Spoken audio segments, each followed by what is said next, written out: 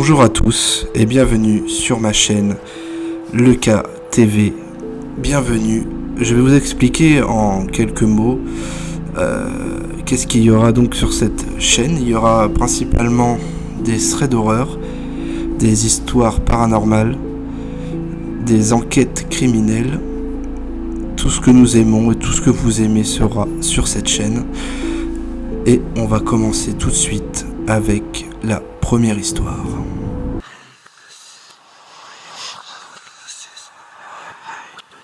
Alors la première histoire, je vais vous la citer, la lire à la première personne. C'est le mec sur la route.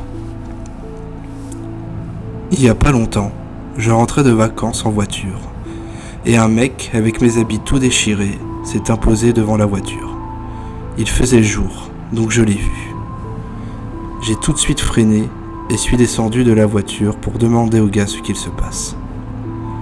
Le mec m'a dit que des gens le poursuivaient depuis une station essence, pas loin.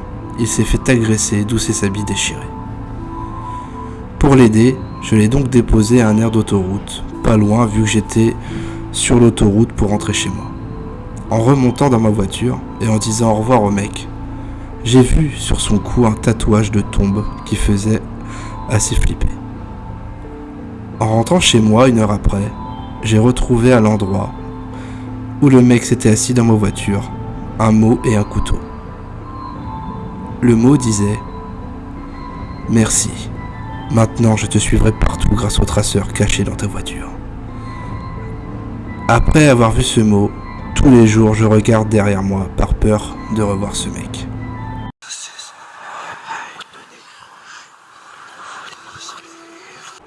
Et on va passer tout de suite à la deuxième histoire.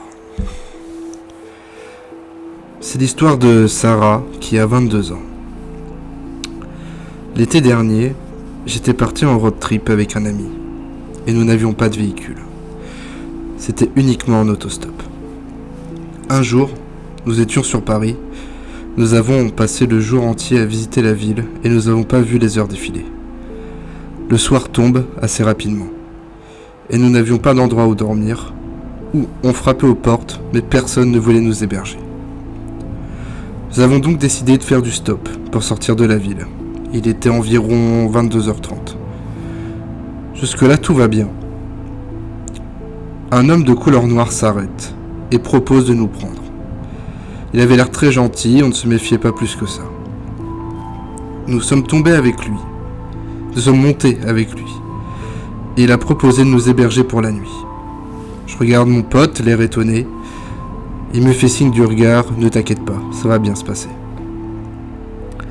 1 heure plus tard, on arrive chez le gars. Un village totalement isolé. Sa maison était éloignée, entourée de champs de maïs. Une maison assez délabrée, j'ai même cru qu'elle était complètement à l'abandon. On descend de la voiture, je prends la main de mon ami et je la serre pour lui faire comprendre que je ne le sens vraiment pas. Mon ami me chuchote que de toute façon, on y est et qu'on n'a pas de choix, qu'on n'a pas d'autre choix. L'homme ne disait rien, jusqu'à ce qu'on arrive face à sa porte. « Suivez-moi », nous dit-il, avec une voix très bizarre, comme si il était pressé. À ce moment-là, j'essaye de trouver une excuse pour qu'on puisse partir. « Ah, ma mère m'appelle, on doit repartir. » J'ai donc fait semblant de décrocher et d'être au téléphone. Mais je crois que j'avais la poisse, parce qu'un numéro m'a appelé à ce moment-là et ça a fait sonner mon téléphone. Le gars me regarde et fait un sourire du coin de la bouche, mais ne dit rien. Mon ami me fait signe d'avancer. Je me dis qu'on est 2. Dans le pire des cas, 2 contre 1, ça va, si jamais il y a un problème.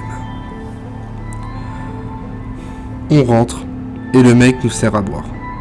Un mélange maison apparemment. On voyait clairement qu'il avait mélangé toutes sortes de plantes. J'ai refusé de boire en prétextant que je n'avais pas soif.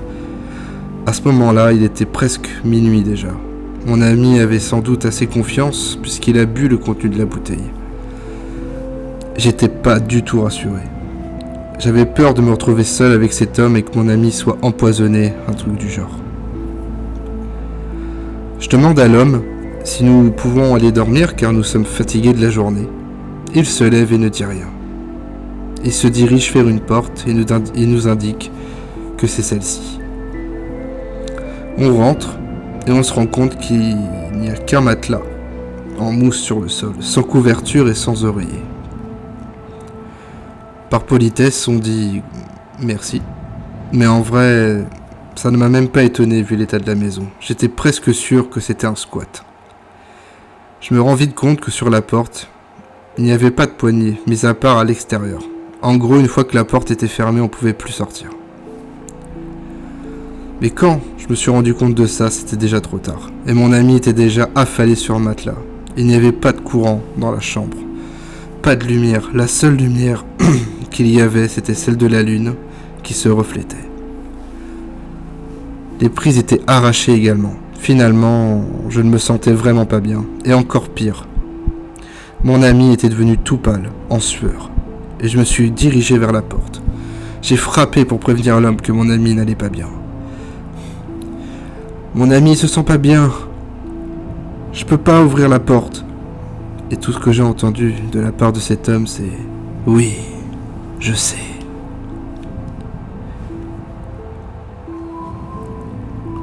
Mon téléphone n'avait plus de batterie. Je savais pas quoi faire. J'ai fini par faire quelque chose de risqué, je suis rentré dans son jeu. Tu m'as débarrassé de ce con.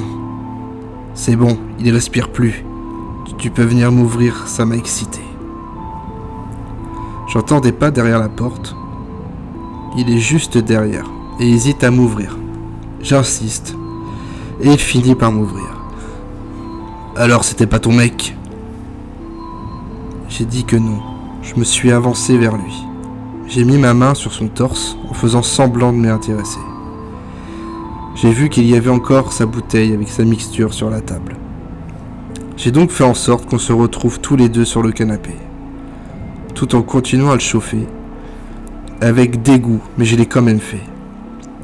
Je l'ai embrassé tout en essayant de prendre la bouteille derrière moi. J'ai réussi à l'avoir et je lui casse sur sa tête un coup sec. Sûrement grâce à l'instinct de survie, je n'en reviens toujours pas. Je prends mon téléphone, je fais le contact d'urgence, j'ai appelé la police. Ils ont mis du temps à venir. Je pense que c'est mon histoire qui me traumatisera toujours, parce que mon ami, lui, s'en est pas sorti.